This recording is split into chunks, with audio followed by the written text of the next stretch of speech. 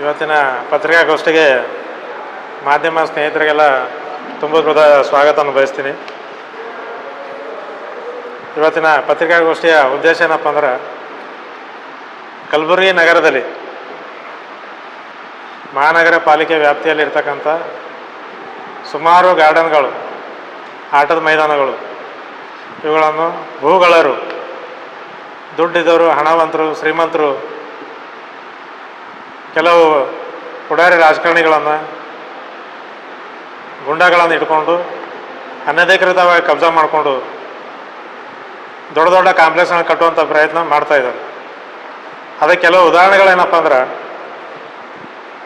SB college Ramanagara ಏರಿಯಾದಲ್ಲಿ ಅದ್ರ main ರೋಡಲ್ಲಿ ಇರ್ಬೇಕಂತ ಸುಮಾರು ವರ್ಷಗಳು ನಾವು ಸಣ್ಣಾಗಿದ್ದಾಗ ಹಿಡಿದು ನೋಡ್ತಾ ಇದ್ದೀವಿ. ಅದು ಅಲ್ಲೊಂದು ಗಾರ್ಡನ್ ಇತ್ತು, ಪಬ್ಲಿಕ್ ಗಾರ್ಡನ್. ಆ ಪಬ್ಲಿಕ್ ಗಾರ್ಡನ್ ಇವತ್ತು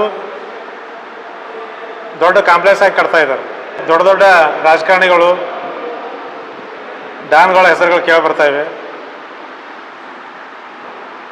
ನಾವು ಹೇಳ್ತಾ ಇದ್ದೀವಿ, ಇರ್ತಕ್ಕಂಥ ಮೊದಲೇ ಕಲಬುರಗಿ ಜಿಲ್ಲೆಯಲ್ಲಿ 45% ಸೆಕೆ ಜಾಸ್ತಿ ಆಗಿಬಿಟ್ಟದು.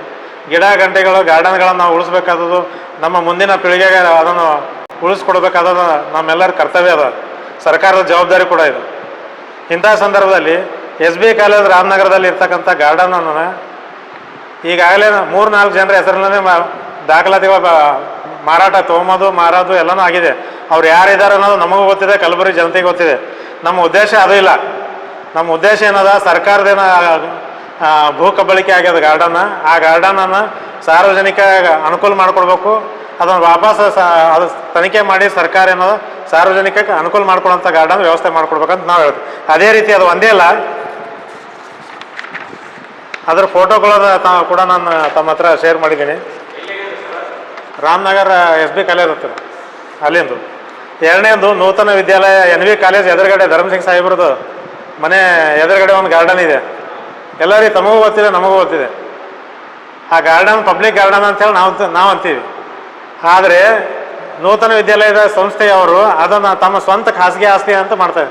ಈ ಸರ್ಕಾರ ನಾವು ಕಲಬುರಗಿ ಮಹಾನಗರ ಪಾಲಿಕೆಗೆ, ಜಿಲ್ಲಾಡಳಿತಕ್ಕೆ ಮನವಿ ಮಾಡ್ತಾ ಅಂದ್ರೆ, ಇದು ಸರ್ಕಾರದ ಗಾರ್ಡನ್ನು ಅಥವಾ NV ಕಾಲೇಜವ್ರ ಗಾರ್ಡನ್ ಅನ್ನೋದು ಅವರು ಸ್ಪಷ್ಟಪಡಿಸ್ಬೇಕು ಸಾರ್ವಜನಿಕವಾಗಿ. ಈಗಾಗಲೇ ಅಲ್ಲಿ ಆ ಗಾರ್ಡನ್ನಲ್ಲಿ ಒಂದು ನಂದಿನಿ ಮಿಲ್ ಪಾರ್ಲರ್, ಒಂದು ಟೈಪಿಂಗ್ ಸೆಂಟರ್, ಒಳಗಡೆ ಸಸಿ ಮಾರಾಟ ಮಾಡುವಂಥ ಒಂದು ಇದು, ಇವರೆಲ್ಲರಿಗೂ ಬಾಡಿಗೆ ಕೊಟ್ಟು ಆ ಬಾಡಿಗೆ ಹಣನ NV ಸ್ಕೂಲ್ ಸಂಸ್ಥೆಯವರು ತಿಂತಾ ಇದ್ದಾರೆ.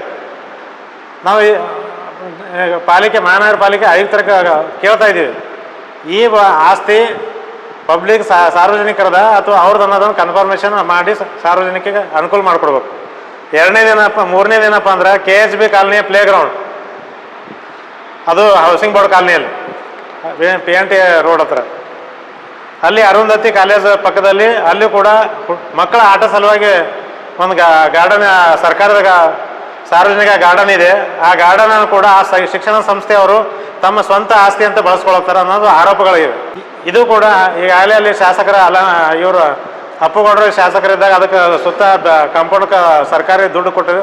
ಆ ಕಾಂಪೌಂಡ್ ಎಲ್ಲ ಕಟ್ಕೊಂಡು ಆ ಕಾಲೇಜ್ಗೆ ಅನುಕೂಲ ಆಗೋ ಥರ ಗೇಟ್ ಆ ಕಡೆ ಬಿಟ್ಕೊಂಡು ಅವರಿಗೆ ಮಾತ್ರ ಸೀಮಿತವಾಗಿದೆ ಅನ್ನೋದು ಸಾರ್ವಜನಿಕರಿಗೆ ಆ ಗಾರ್ಡನ್ನಲ್ಲಿ ಹೋಗಲಿಕ್ಕೆ ಅವಕಾಶ ಇಲ್ದಂಗೆ ಅವರ ಸಂವಿಧಾನಿಕ ಹಕ್ಕನ್ನು ಕಸ್ಕೊಳ್ಕೊಳ್ತಾ ಇದ್ದಾರೆ.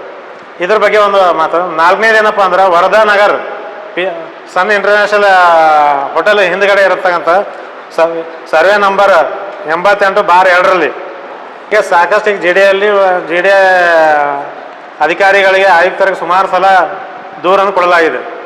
ಈ ದೂರು ಕೊಟ್ಟರು ಕೂಡ ಈಗ ಆಲ್ರೆಡಿ ಅವ್ರ ಮ್ಯಾಗೆ 1-2 ನೋಟಿಸ್ ಕೂಡ ಇಶ್ಯೂ ಮಾಡಿದ್ದಾರೆ. ಇಶ್ಯೂ ಮಾಡಿದ್ರು ಕೂಡ ಪ್ರಾಪರವಾಗಿ ಏನು ಎನ್ಕ್ವೈರಿ ಆಗಿ ಅದನ್ನು ಸಾರ್ವಜನಿಕವಾಗಿ ಅನುಕೂಲ ಮಾಡ್ಕೊಳ್ಳೋಂಥ ವ್ಯವಸ್ಥೆ ಡೆಮಾಲಿಷ್ ಮಾಡಬೇಕಾಗಿತ್ತು. ಜಿಲ್ಲಾಡಳಿತ, ಮಹಾನಗರ ಪಾಲಿಕೆ ಮತ್ತು GD ಅಧಿಕಾರಿಗಳು ದಿವ್ಯ ನಿರ್ಲಕ್ಷ್ಯ ತೋರಿದರು. 2004ರಿಂದ ಅದರ ಮ್ಯಾಗ ಒಂದು ದೂರಿದೆ. ಆ ಗಾರ್ಡನ್ ಜಾಗಕ್ಕೆ ಪೂರ್ತಿ 30-40 ಜಾಗ ಆಗೋಷ್ಟು ಹಿಂದ್ಗಡೆ ಗಾರ್ಡನ್ ಒಳಗಡೆ ಕಬ್ಜಾ ಮಾಡಿಕೊಂಡು, ಆ ಫೋಟೋ ವಿಡಿಯೋ ಕೂಡ ನಾನೀಗ ಆಲ್ರೆಡಿ ಹಾಕಿದ್ದೀನಿ ತಮಗೆ. ಇಷ್ಟೆಲ್ಲ ಅಕ್ರಮವಾಗಿ ಸಾರ್ವಜನಿಕನ ಆಸ್ತಿಯನ್ನು ಕಬಳಿಕೆ ಮಾಡ್ತಕ್ಕಂಥ ಭೂ ಮಾಫಿಯಾ ಒಂದು ದೊಡ್ಡ ಗ್ಯಾಂಗ್ ಕೆಲಸ ಮಾಡ್ತಾ ಇದೆ. ಅಂಥವ್ರ ಬಗ್ಗೆ ಶಿಸ್ತು ಕ್ರಮ, ಕಾನೂನು ಚಾಟಿ ಏನನ್ನೋದನ್ನು ಬೀಸುವ ಮೂಲಕ ಜಿಲ್ಲಾಡಳಿತ ಆ ಭೂಗಳವರಿಗೆ ಪಾಠ ಕಲಿಸ್ಬೇಕು. ಸಾರ್ವಜನಿಕರಿಗೆ ಏನು ಅನುಕೂಲ ಆಗಂಥ ಪಬ್ಲಿಕ್ ಗಾರ್ಡನ್ಗಳಿವೆ, ಆಟದ ಮೈದಾನ ಇವೆ, ಅದನ್ನು ಸಾರ್ವಜನಿಕ ಅನುಕೂಲ ಮಾಡಿಕೊಡ್ಬೇಕು. ಸುಮಾರು 25 ವರ್ಷಗಳ ದಾಖಲೆಗಳನ್ನು ತೆಗೆದು ಬೇಕಾಗಿರೋದು ನಮ್ಮ ಸಾರ್ವಜನಿಕ ಪಬ್ಲಿಕ್ ಪ್ರಾಪರ್ಟಿ ಏನಿದೆ, ಆ ಪಬ್ಲಿಕ್ ಪ್ರಾಪರ್ಟಿಯನ್ನು ಸಾರ್ವಜನಿಕರಿಗೆ ಅನುಕೂಲ ಆಗೋಂಥ ವ್ಯವಸ್ಥೆ ಮಾಡಿಕೊಡ್ಬೇಕು. ಒಂದು ವೇಳೆ ಮಾಡಿಕೊಡದೇ ಇದ್ದರೆ ನಾವು ಕಲಬುರಗಿ ಜಿಲ್ಲಾಧಿಕಾರಿ ಕಚೇರಿ ಮುಂದೆ 1 ವಾರ ಟೈಮ್ ಕೊಡ್ತೀವಿ. ಈ ಪತ್ರಿಕಾಗೋಷ್ಠಿ ಮುಗಿದ 1 ವಾರ ಕಾಲಾವಕಾಶ ಕೊಡ್ತಾ ಇದ್ದೀವಿ. 1 ವಾರದ ಒಳಗಡೆ ಜಿಲ್ಲಾಡಳಿತ ಕ್ರಮ ತಗೊಳ್ಳಿಲ್ಲ ಅಂದರೆ ಜಿಲ್ಲಾಧಿಕಾರಿ ಕಚೇರಿ ಮುತ್ತಿಗೆ ಹಾಕಿ ಪ್ರತಿಭಟನೆ ಮಾಡ್ತೀವಿ ಅಂತೇಳಿ ಈ ಮೂಲಕ ಸರ್ಕಾರ ಒತ್ತಾಯಪಡಿಸ್ತೀವಿ.